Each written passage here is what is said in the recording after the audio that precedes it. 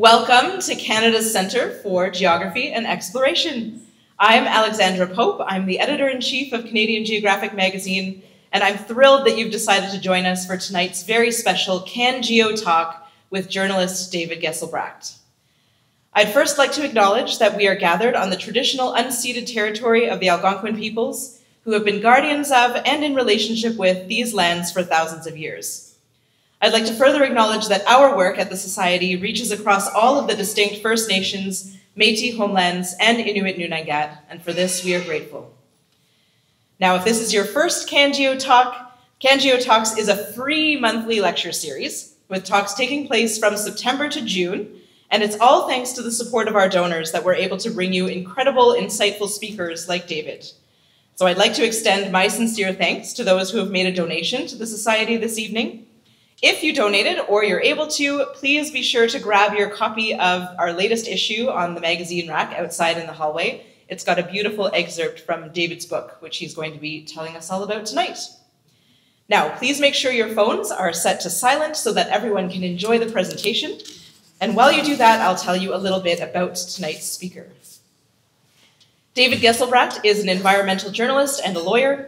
His writing has appeared in Canadian Geographic, the Globe and Mail, and Broadview magazine, among others. His writing focuses on climate change at the intersection of science, policy, and culture. Geselbracht holds a Bachelor of Arts honors in geography from the University of Victoria, a Master of Journalism from the University of British Columbia, and a Juris Doctor degree from the University of Ottawa Faculty of Law. He works as legal counsel for a national environmental NGO, and he and his wife live in BC's East Kootenays. David's book, Climate Hope, is a boundary-crossing and highly readable survey of global efforts to tackle climate change, and it aims to replace our paralyzing fears with a restored sense of hope and determination. And I think I speak for everyone here when I say we could all use a little bit of that right now. And here to tell us about that is David Geselbracht. Thanks so much. Well, good evening, everyone. Thanks so much for coming tonight. It's so great to see so many of you and some familiar faces as well. I just want to first say thank you to Canadian Geographic for inviting me here tonight and for just hosting such an awesome speaker series. This is really great. Tonight I'm going to tell you just a few stories from my book, Climate Hope. And I'm going to bring you behind the scenes of some of my reporting. The first assessment report of the International Panel on Climate Change came out in 1990. And as a millennial, I came of age as those reports gained greater awareness in the world. I'd been involved with climate change issues for years in journalism, academia, government, and yet I still felt a sense of worry and uncertainty about the future. So I wanted to meet more people doing something about it, people trying to find solutions. The chapters in this book follow people tackling climate change from a variety of different angles, from climate science to indigenous wildfire resilience, and from climate litigation to paleoclimatology. This evening, I'm not going to describe the whole book. I'll first start off with describing why I think hope is important, and then I'll focus on 3 chapters that I think will help illustrate this theme. These chapters involve glaciology, climate diplomacy, and zero emissions targets. A few of the images tonight are from photos I took during my reporting, and hopefully these help bring to life some of the stories and people that I met along the way. So without further ado, let's dive right in. These are images of the Dogtooth wildfire from last summer, which was located just south of where I live in southeastern BC. It was sparked near a small village in Parson, located on the Columbia River between the Purcell and the Rocky Mountains. The fire was likely caused by lightning. It decimated 5,600 hectares, and 4 homes were sadly burned to the ground. One night, my wife and I could see the flames from our home in Golden as they blew up the valley towards us. And so, like many in the area, we packed up our valuables and we, thought about maybe having to evacuate. We went to bed that night And needless to say, it was not a recipe for a good night's sleep. In the end, some fortuitous rain arrived in the morning, and it stalled the flames. For weeks afterwards, the simmering fire generated a lot of smoke in the valley, and fire crews worked valiantly to further stifle it. We know that wildfires have always occurred, sparked by lightning or human neglect, a campfire unattended, and that a century of poor forest management has exacerbated these events. But we also know, and the science is clear, that climate change is increasingly playing a role. Today, wildfire seasons are drier, last longer, and they're more powerful. And this is even more true in British Columbia.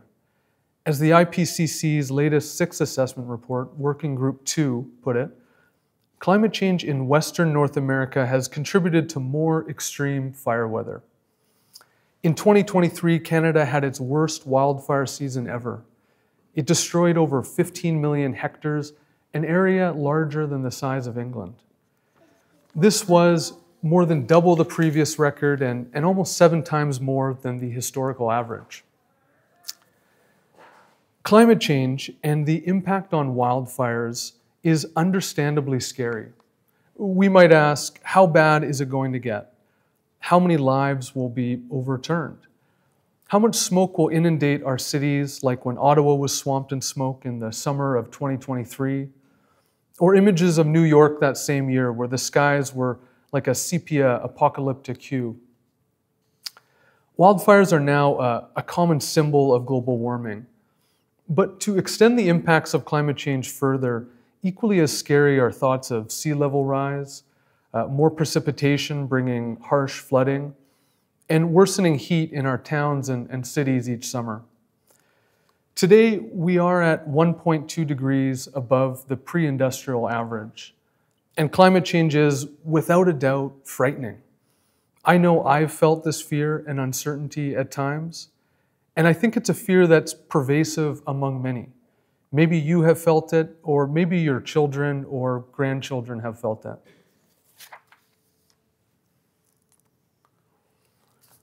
In an international survey of 10,000 young people, between the ages of 16 and 25, more than half believed that due to climate change, humanity is doomed. It's a pretty bleak finding, and it represents a growing body of research. Another survey of British school children in 2020 found that 1 in 5 reported having nightmares about climate change. In the writing and publishing of this book, I met young people who try not to read about climate change because of some of the anxiety that it provokes. This sense of despair, especially in youth, kind of worries me. Many of you maybe have children or grandchildren and are likewise concerned. You might wonder if this pervasive sense of doom is a healthy way to raise a generation. Is it the most effective feeling to spark the drive, the curiosity, and the empowerment needed to make change in society on issues of climate change, but also on so many other problems that we face? There's a TED Talk in 2018 by the climate scientist Dr. Katharine Hayhoe, who speaks to the dangers of climate doom.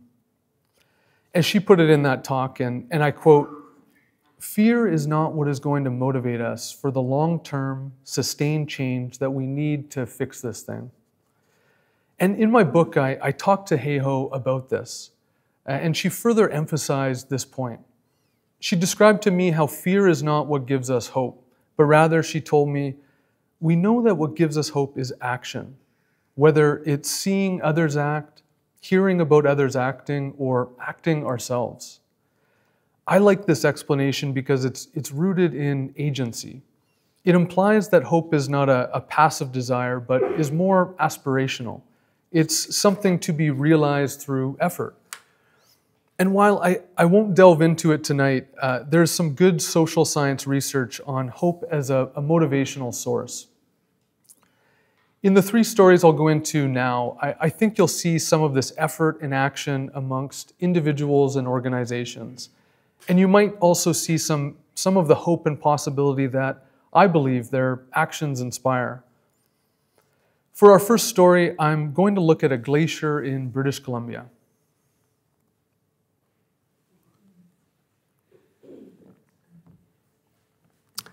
The photo on your left is of a woman named Mary Vaux. She was a Philadelphia Quaker who, in the late 1800s, started visiting the Illecillewaet Glacier each summer. It's located in BC's Selkirk Mountains, not far from the Rockies. When the Canadian Pacific Railway was completed in the area in the mid-1800s, it opened up a whole series of glaciers to greater access. Now, when many think of vacationing, they might think of relaxation. A lakeside dock. I'm in Ottawa, so I'll say a pair of Muskoka chairs. Perhaps a can of beer, or maybe the non-alcoholic Corona beers it felt like literally everyone was drinking this summer. Well, Vaux's vacations looked a little different. She would hike up to the glacier with lines of rope and pack horses laden with heavy camera equipment. And she would spend days trudging over the Illecillewaet Glacier. The second image on your right is of her standing at the toe of the Illecillewaet in 1898. Her first visit was in 1887, and in the following years, she and her family noticed that the glacier was receding, and they wanted to document it because they believed that this data could be important someday. So each year, first with her brothers until she took over the research, she used ropes and fixed rock locations to measure the glacier's recession each year. She placed metal plates on the glacier, coming back the following year to collect them, and through this would then calculate the glacier's flow rate. And she took remarkable photographs, returning each year to the same spots to capture the glacier. The photos, like the one here, were kind of faded and epic, and they showed the glacier steadily retreating up the valley. In the 1800s, amateur science societies were springing up. Many spent their off hours collecting data, devising experiments, and looking to further science. And this was very true of the Quakers especially, who emphasized inquiry and observation of the natural world. Without a university degree and at a time before women could even vote, Vaux pursued her interest in glaciers and published her scientific findings in journals. Because of this, her and her family's work have made the Illecillewaet Glacier one of the longest studied glaciers in North America. And their research has been referenced in scientific papers for over a century from when she first started.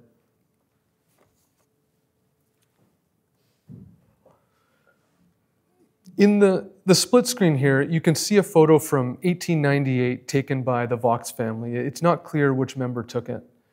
And then the other photo, taken over a century later, is in the same spot. The 2002 photo was actually taken by Vaux's great-grandnephew. In the second photo, you can see the white tongue of the Illecillewaet has retracted up the mountain. When Vaux began her research, and they didn't know this then, but a tiny bit of the recession she witnessed was from climate change. Most of it, though, was from the thawing of what's called the Little Ice Age. By the 1990s, though, many decades later, and when anthropogenic climate change had accelerated, the melt was closer to 100% caused by humans. As scientists explained in a paper in the journal The Cryosphere in 2021, humans were now causing, and I quote, essentially 100% of the observed mass loss. This is a sobering finding, and it raises a lot of questions about this widespread melt, which is occurring across the world, and how it will impact us and our rivers, from hydroelectricity to sea levels, to fresh water supplies and for crop irrigation. However, I don't believe this melt should define these wonders of ice. Glaciers, and indeed the natural world, can be sources of awe and curiosity, and they can inspire us. Glaciers are no doubt potent symbols of climate change, but they're also incredible forms that can spur us to move beyond the fear that, for some, can lead to apathy rather than action. During my research for this story, I came across a fantastic organization that looks to nurture this exact type of curiosity, wonder, and capability.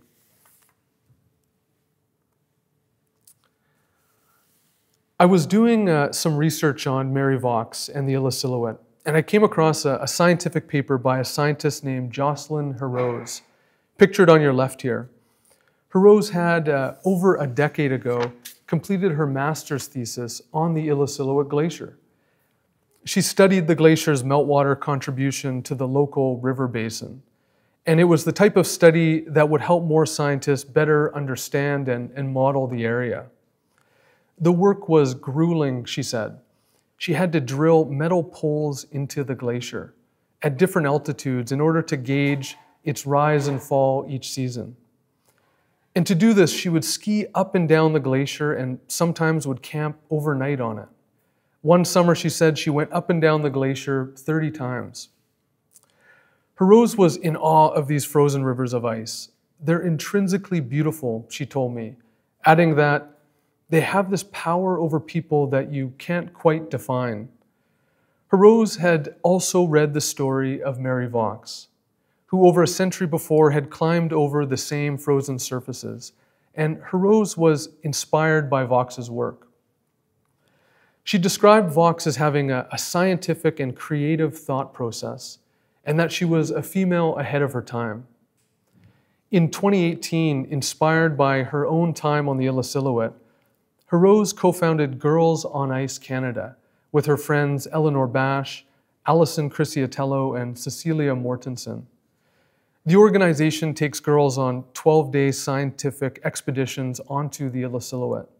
And on these trips, the young women learn mountaineering skills and leadership skills. They develop their own scientific questions and they do field experiments. In the past, they've mapped the dynamics of glacial flow, examined crevices, and used microscopes to study red algae on the glacier's surface. Over a 12-day expedition, Hurose described her joy in seeing the confidence boosted in each of the girls. The photo on your right is of a group of these young women on the Illa silhouette last summer. I'll finish this section by saying that glaciers have, understandably, become symbols of climate change. What I love about this group is that they take this symbol and they engage with it. And in a way, I think it can help transform some of the fear and anxiety into agency, action, and a skill set that one day could help these youth devise creative solutions. It's initiatives like these that give youth tools and experiences to tackle issues like climate change. And they do this by having them work in teams, study the world around them, and systematically follow their own curiosity, kind of like Mary Vaux did. And they do it all within the awe and the beauty of the mountains. In the intro of my book, I describe the idea of hope as a kind of confidence in the future. But equally as important, I think, is instilling hope and confidence in those who will inherit the future. Now, if this is a story about studying the impacts of climate change, this next one is a story about how those impacts damage communities and who is responsible when it comes to paying for the damage.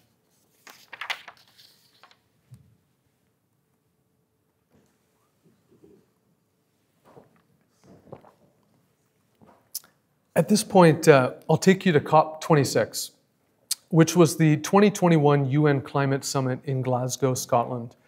For the uninitiated, COP stands for Conference of the Parties, and it's where nations gather to discuss and try to agree on policies to tackle climate change. At the COP in Glasgow, I reported on a group of developing countries who were fighting for the creation of a fund. And the purpose of this fund was to, if established, help countries impacted by climate-exacerbated events. So for example, exceptional droughts or extreme floods, the types of events that are already occurring. In UN speak, the destruction from these impacts is called loss and damage. So we can think of the loss of life from climate-exacerbated heat waves, or the damage caused by extreme rainfall-induced flooding. That's all loss and damage. And it's a concept that's enshrined in Article 8 of the Paris Agreement. So as a sort of shorthand to think about it, when we talk about reducing emissions, we call that mitigation. When we prepare for the impacts of climate change, we call that adaptation. But when the impacts of climate change finally arrive and cause devastation, we call that loss and damage. So as a real-world example, in March and April of 2017, severe abnormal rains created flash floods in northern Bangladesh, and it brought a debilitating series of floods. These floods damaged over 200,000 hectares of crops, and they impacted about 850,000 homes. In a 2019 study published in the Bulletin of the American Meteorological Society about these floods in Bangladesh, scientists found that, and I'm quoting, anthropogenic climate change doubled the likelihood of extreme pre-monsoon rainfall. The image here is of flooding in a part of northern Bangladesh, in Jamalpur, that occurred that same year. This is the type of event worsened by climate change where there was massive amounts of ruin. And that's where this loss and damage funding would be helpful, to help people rebuild homes, to recover after the decimation of their farms, or to help those who lost family members. And at the Climate Summit, this is exactly what this group of developing nations was fighting for. So while these summits happen every year, the Glasgow COP was the next really big one after the 2021 gathering in Paris, where the Paris Agreement was obviously launched. These big summits occur every 5 years, but this one was delayed a year due to COVID. The image on your left is of inside the conference center with a globe of the earth hanging from the ceiling. And on your right is an image of Dr. Salim Hook. Dr. Hook, who everyone called Salim, was a Bangladeshi scientist and the director of the International Center for Climate Change and Development based out of Dhaka. Salim was the author on the IPCC's third, fourth, and fifth assessment reports. And remarkably, he'd been to every single COP since the first one in 1995 in Berlin. On the opening day of COP, I met up with him to talk about loss and damage. We discussed the climate impacts to developing countries and how these nations were going to fight for a dedicated fund to help rebuild and recover after future disasters. One way to think of this is as a form of climate reparations. We know that richer countries are responsible for 80% of historical emissions. Developing nations did the least to cause climate change, and they also often bear the worst impacts. So Salim believed that the costs from these impacts should be spread among richer countries who emit far higher amounts of GHGs. It's not the rich giving out charity, he told me, but rather rich countries are the polluters and poor countries are the victims of pollution. And therefore, when it comes to financing loss and damage, he said, it's a polluter pay principle, not a charity principle. In 2009, Salim helped create a group called the Climate Vulnerable Forum, or CVF. It's a collective of 68 countries that advocates for developing nations most exposed and least able to respond to impacts. Representing 1.7 billion people, the CVF is a political group that looks to influence the negotiations. At COP26, they were hoping to help create this loss and damage fund I've described. And much of my reporting in Glasgow was with countries from the CVF, like Bangladesh, Fiji, and the Marshall Islands. Moving forward, Salim felt that loss and damage was going to be a bigger part of these summits. As he put it, this is the first COP of the new era of loss and damage. But he still felt that richer, developed countries were too resistant to the idea of creating this fund, and therefore he was a bit circumspect about its chances.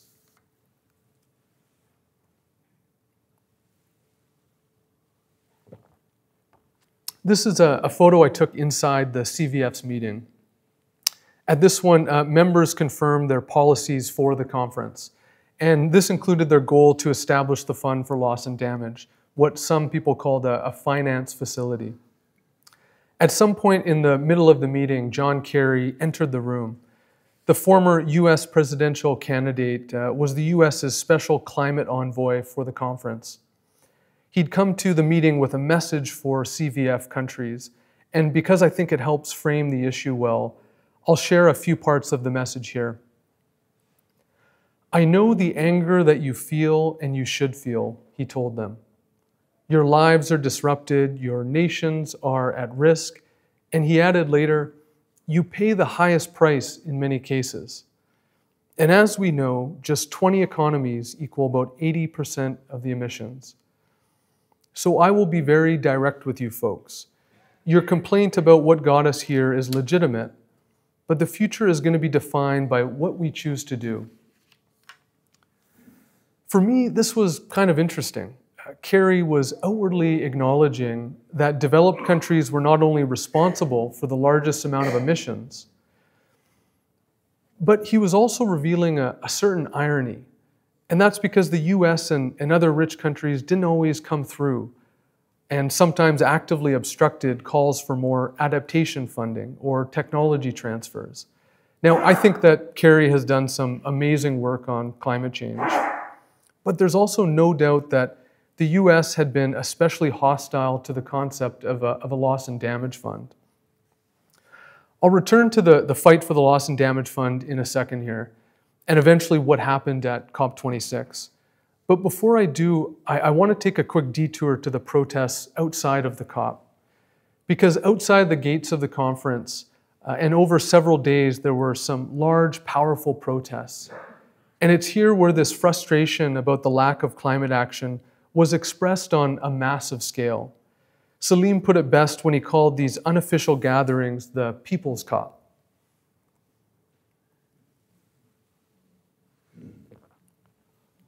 These are photos of the main protest that occurred on the streets of Glasgow. There were upwards of 100,000 people, young and old from 5 continents, protesting what they saw as political intransigence to climate change issues. A theme of these protests was the phrase, blah, blah, blah. And it was a term that the world's most famous climate activist, Greta Thunberg, used to describe the climate summit. After all, these meetings occur every year, and the reality is that GHG emissions and temperatures continue to climb. And as seen by the guys in the photo on the bottom left, blah, blah, blah was quite the hit as a symbol of an action. In the book, I dedicate a good chunk of this chapter to these protests, which were incredibly creative and poignant. And they were also infused with a level of anger and frustration towards those inside the official conference gates. In a way, the protesters' frustration in the streets also reflected the CVF's frustration inside the actual COP. These developing nations had been battling for recognition for years. As John Kerry had even said, their nations were at risk and they paid the highest price. So like the protesters outside, the negotiators from developing nations were, in many ways, fed up with the delay and difficulty of these summits. Given this, I was curious about what kept members from these countries coming back. What gave them hope that these conferences could actually achieve anything at all? At the same event that John Kerry spoke at, so too did a 26-year-old woman from Sudan named Nisreen Elsaim. Elsaim was the chair of the UN Secretary General's Youth Advisory Group on Climate Change, and she spoke about the need for greater support for developing countries facing impacts. As she said, everyone was talking about building resilient communities. Yet many don't have enough finance or technology to effectively respond. And she urged leaders to move beyond talk and commit to real action. In the following days, I caught up with Elsaim. She told me more about the realities in Sudan and the difficulty to mobilize a response to devastating floods in her country. how the lack of proper infrastructure during these disasters makes Sudan even more vulnerable. And yet, Elsheim had a strong belief that there was a role for these summits. Despite the frustration and anger, the antagonism between developed and developing countries, the broken funding promises, and the Groundhog Day-like repetition of some arguments, Elsheim believed these gatherings were still essential. That not only did important actions get taken, but that they provided a critical venue for deliberation. She said that it was hard to get world leaders, especially from developed countries, to listen to issues from countries like Sudan, but that the COP, she believed, provided a platform, a kind of leveling mechanism. It's the only way where the people who don't have a voice can have a voice, she told me. At the COP, she said, African negotiators can advocate at the same table as those from the EU. And Elsheim herself, at the age of 26, had spoken on the very stage where Canada's Prime Minister would later speak. As she put it, this is not happening anywhere in the world but here. This concept of equality that we have at the COP doesn't happen anywhere else, and that's why the COP is important. In addition to providing a platform for every country, not just for the G7 or the G20, COP26 also accomplished a few other things, even though they were long delayed and had some tough compromises. So, for example, in Glasgow, after years of debate, the rules around carbon markets, where countries could one day trade emissions credits, were agreed to. It's a complex area, but has a big opportunity to reduce GHGs. There was an agreement to at least double collective adaptation finance by 2025. The Paris Rulebook, a manual that guides the implementation of the Paris Agreement, was finalized. And the combined long-term country pledges, so what countries say they're going to do, could now, if implemented, keep warming below 2 degrees by the end of the century. These were boisterous, complicated events with many parties that had differing agendas. And there was a huge diversity of issues being discussed and negotiated. But good work does get accomplished, even if, as we'll see in a second, it's never easy.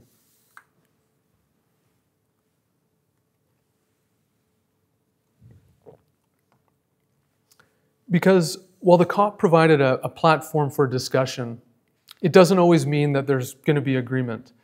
Let me close the loop here and describe how the negotiations on the Loss and Damage Fund ended up. This was a fund that would, once it could accrue enough money, help countries who'd been through disasters that were worsened by climate change.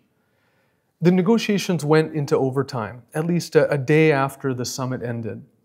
And there were these marathon day and night sessions. At one point, it looked like the Loss and Damage Fund could happen. The largest negotiating faction, the G77 and China, was on board, and this represented about 80% of the world's population. However, as one negotiator from Fiji said to me of the final negotiating session, it was a David and Goliath battle at every step of the way. As it turned out, the US did not want to go forward with the plan, and many other developed countries fell in line. In Glasgow, the Loss and Damage Fund was ultimately denied. For many, this was dispiriting.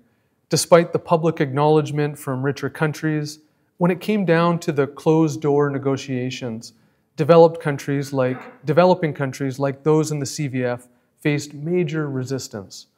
When I talked to Salim after the conference, he was disappointed. Rather than the Loss and Damage Fund, he said, developing nations were given a formal dialogue. Essentially, this was a process to talk more about the fund later on. The deal was, as he put it, take it or leave it. A year after this, though, something happened that caught many by surprise. Developing countries were successful in the negotiations. The Loss and Damage Fund, which had failed at the previous COP in Glasgow, was created at the COP in Sharm el-Sheikh, Egypt. Today, it already has $700 million committed, and that will be dispersed to places impacted by climate-exacerbated events. a lot more needs to be put in, and there should be a secure funding mechanism.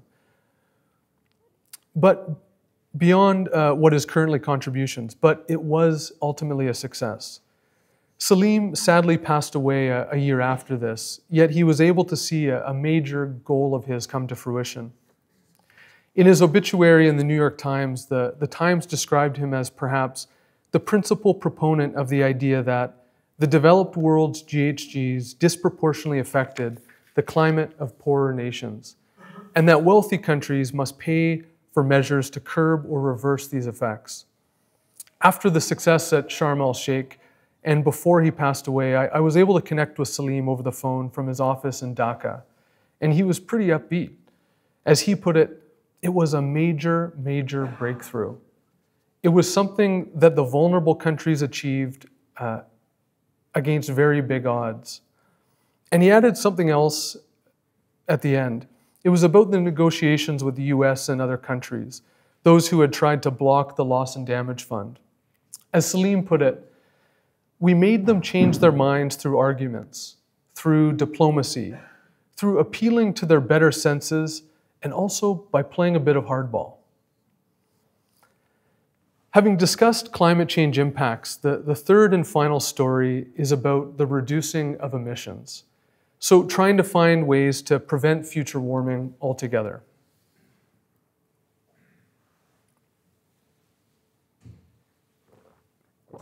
So I'm going to play this video, and then I'll provide some context. Come on, technology.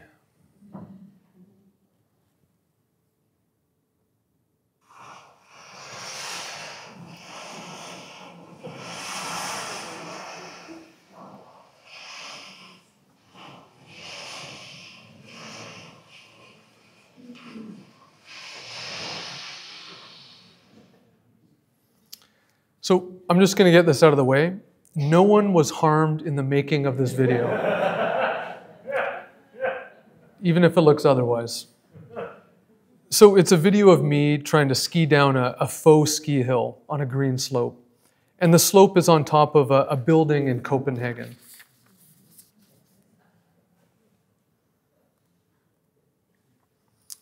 You can see the building on your right from a distance, and the green surface is on your left there. Let me also say, I've had better ski days before. The green carpet was slick, and it felt more like hurtling down a wet slip and slide than an actual ski hill. Back to the story, because the ski hill does represent something bigger. The complex is called Copen Hill, or Amar Baki for locals. And it's what lies below the hill that's more significant. It's a giant waste incinerator.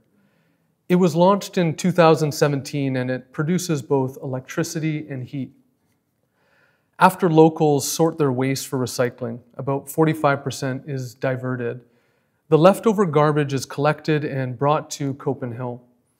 In 2022 alone, the facility burned over 500,000 tons of waste. And it created enough electricity to run 92,000 homes a year and enough heat to warm 78,000 apartments. It displaces huge amounts of waste from landfills. It filters and extracts out much of the particulates. And with a network of pipes below the city, the heat is vented into homes and businesses, and this is called district heating. There was the ski hill, a rope tow, rails for snowboarders to do tricks. There was a cafe on top, and locals jogged up the stairs beside the hill. And of course, there was the unique fish scale-like architecture.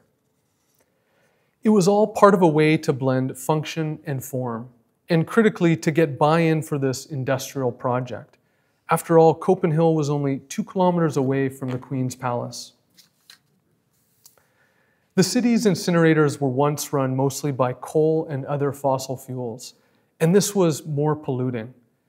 But over the past 15 years, they've transitioned away from coal and towards biomass and waste, like at Copen Hill. Though still far from perfect, the transition brought emissions reductions. Between 2005 and 2021, according to figures from the city, annual emissions from district heating dropped 91%. The reduction and the ambition to achieve it was all part of a larger goal of Copenhagen's, and this was to be carbon neutral by 2025. It's kind of like the net zero targets we see today, but a bit different. Net zero wasn't really on the radar back then when they set their goal. Yet many said the city is moving towards net zero by trying to reduce the harder to get emissions. With a 2025 target, so next year, Copenhagen has one of the earliest zero emissions targets in the world, and they've achieved amazing progress. By 2021, they'd already reduced their emissions by 73% below 2005 levels. This is incredible work, and it can offer us insights into how they did it. Because after all, hundreds of major cities around the world are also attempting similar goals. Copenhagen moved away from burning coal for its district heating. As I'll describe soon, it electrified its transportation, and it also cast its ballot in favor of wind power.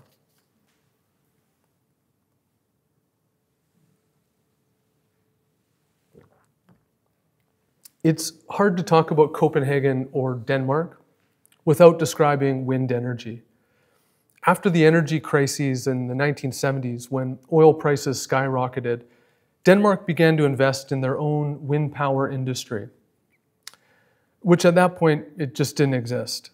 In Copenhagen, Erik Christensen, the fellow pictured here, was one of the city's wind visionaries, and he described this moment in time. After the 1973 OPEC crisis, high gas prices meant no one wanted to drive their cars, he told me. And there were days when the city's roads were nearly empty. In the late 1990s, Christensen helped spearhead the Middelgrunden wind farm. It was a line of offshore wind turbines in front of Copenhagen. And half the turbines were owned by a local cooperative, which Christensen was a leader in. For the co-op to become part owner of the wind farm, 8,500 Copenhageners collectively donated $30 million. And when completed, it was the largest offshore wind project in the world. The turbines pictured here, which Christensen brought me to, were newer, larger, and more powerful than those at Middelgrunden. They were located on the edge of Køge Bay, part of the Baltic Sea, and across the water, Germany was about 150 kilometers south of us.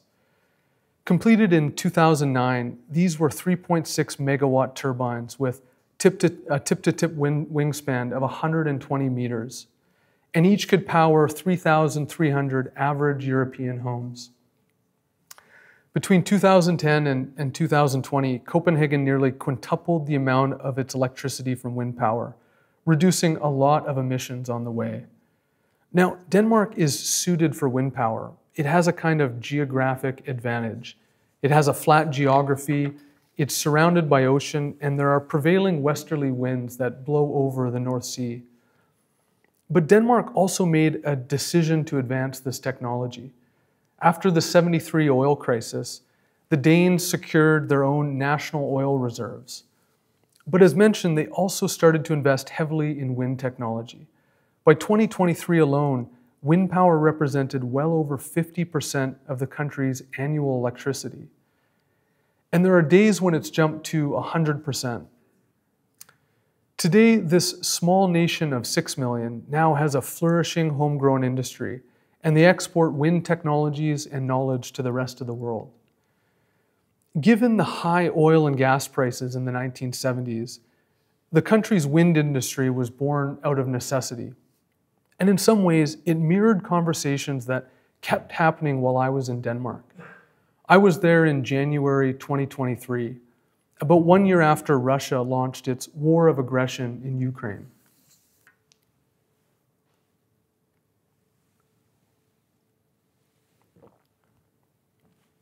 Denmark is connected to the European grid.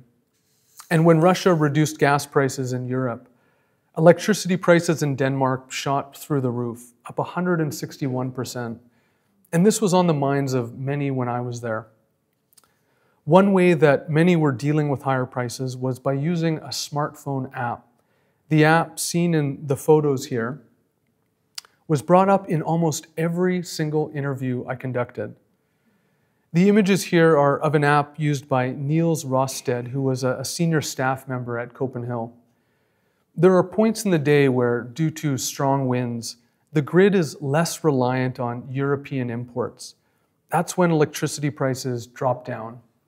And it's at this point that the app alerts you to the lower prices. It's also at this moment that people then run their dishwasher or do their laundry. I heard stories of some rising in the middle of the night to turn on their washing machines because howling winds brought cheaper electricity. As one person told me, there was a sort of slot machine mentality to it, but rather than a frenzy of making money, it was kind of a frenzy of saving money. This moment of heightened energy anxiety due to Russia's actions was in some ways reminiscent of the '73 OPEC oil crisis. When I visited the wind turbine in the previous photo with Eric Christensen, he spoke to me about the parallels between these two energy crises. As he said to me in a matter-of-fact way, we experienced it and we survived. Now we are experiencing the same and we will survive. Copenhagen is indeed tackling climate change, and for me, this story also highlights how the city's and the country's energy destiny is impacted by many things, from geography to history to the sheer fact of necessity. We've touched on wind power and also how the city moved their district heating away from using coal. The final major reduction in Copenhagen's emissions comes from what many know about the city already, and that's its transportation system.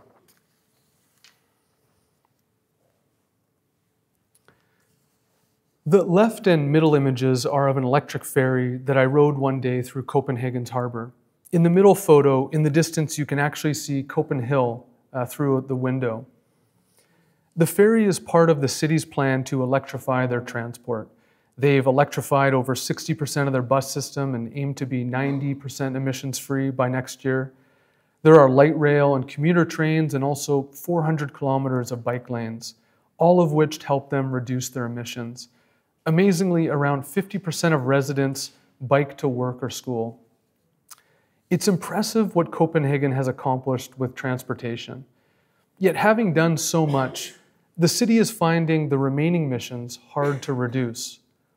Despite deserved reputation as cyclists, one city official wanted me to know that driving is still very important for many. As she told me, there are still lots of Copenhageners who absolutely love to drive their cars. And I think this is a good moment to mention some healthy criticism of Copenhagen's target. That despite the amazing work that the city has done, ultimately they won't reach their target. And the city has acknowledged this. By 2025, they've stated, there will still be a shortfall of about 400,000 tons of CO2. And from this failure, there are some insights that we can draw.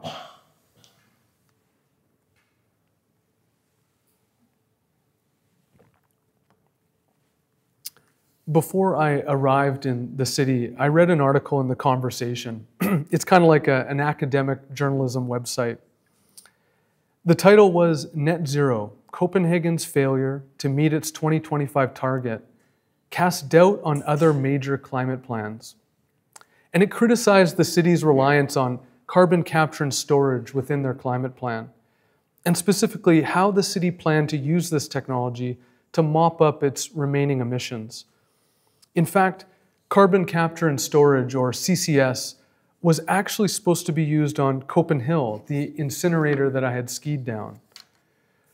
While moving the incinerators away from burning coal brought emissions reductions, the reality is Copen Hill still emitted a stream of CO2. And there was an intention to capture the CO2 with CCS. In the end, the plan just didn't come to fruition for many reasons, and these included technical and financial hurdles. Copen Hill's owner, the Amar Resource Center, thought there was too much financial risk. From their view, they not only had to capture the emissions, but they also had to transport them to the North Sea and then inject them into old oil wells, which would have been pretty expensive. So in the end, the plan fell through, and this is a big reason why Copenhagen will miss their 2025 goal. One day I met up for coffee with Kirsten Lund Christensen, who was one of the co-authors of that conversation article, and no relation to Eric Christensen, who you met earlier. Christensen was a PhD candidate at the University of Copenhagen and a net zero policy expert.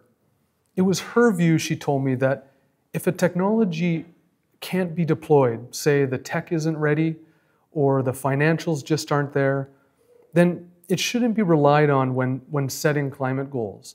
In other words, it shouldn't have been in Copenhagen's climate plan. As she described the issue to me, and I'm quoting, "Politicians in Copenhagen were told there were a lot of obstacles to implementing CCS, but they still went for it as the thing that was supposed to save the climate plan. If you look at CCS projects in general across the world, we've talked about them for 30 years, she said, and so few of them have actually been implemented." With hundreds of major cities around the world setting similar emissions goals, I think it's important to keep this in mind. The promise of technology to save us, but also the perils of over-relying on it when it's not fully ready. Christensen had a lot of valid criticisms beyond this, and I'll let you read the chapter if you're further interested. Yet, despite being a constructive critic of the climate plan, she also acknowledged how far Copenhagen had come and the importance of goal setting. At the end of the day, the city was able to reduce their emissions by 70%. And this was a monumental city-wide effort and would be amazing news if a major city in Canada also accomplished it. As Christensen said to me, setting that ambitious target created a lot of momentum, and it also enabled a lot of things to happen.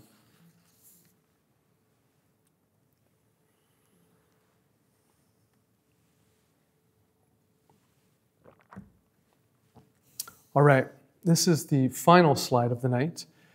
It's a collage of just a fraction of the people I connected with during my reporting. And it's here where I want to come back to this idea of hope and how it can be gained from seeing and hearing stories of those taking action. Of course, as we've seen, hope is obviously more complicated. Many of these examples tonight arose out of stories that were sometimes dispiriting or were tinged with complications. For instance, glaciers like the Illecillewaet are melting each year, and yet that doesn't mean we can't also derive wonder and knowledge from them, harnessing this feeling to find creative solutions and inspiring young people to do the same. International climate summits can also feel like ineffective Sisyphean struggles, and yet they can also be forums for developing countries to fight for much-needed policies. These events have brought successes, even if incremental ones, and I believe they'll continue to forge progress and understanding moving forward. In Copenhagen, the city's plans were marred by an over-reliance on an unready technology, and yet the city achieved remarkable success, slashing their emissions in a relatively short time. And this was spurred by technology, yes, but also good policies and the ambition and dedication to implement them. I'll finish the presentation tonight by saying the following. With an eye to the people in this photo and the stories of action told this evening, I'll end by quoting part of the book that I think is relevant to these complications I just mentioned. And it goes as such. I like the idea of hope through action. It implies that it's not a passive desire, but is rather aspirational, something to be realized through effort. And yet, I do think that hope is often more opaque and is sometimes imbued with doubt. Our desires never arrive without trials, uncertainties, or moments of ambiguity along the way. Considering the wicked nature of climate change, a restrained form of hope is only natural. It's a hope that often contends with trade-offs between what's theoretically feasible and what's technically possible. It faces uncertainty around future warming and the potential scale of impacts. And it will always live with a level of contention where politics mediate the battle of ideas. Ultimately, it's a hope that's undoubtedly human. The word comes from the Old English hopa, meaning a confidence in the future. And I believe, and the future, I believe, is not a roll of the dice. To have confidence in it is to have confidence in ourselves and in what we can achieve together. Thank you very much, everybody.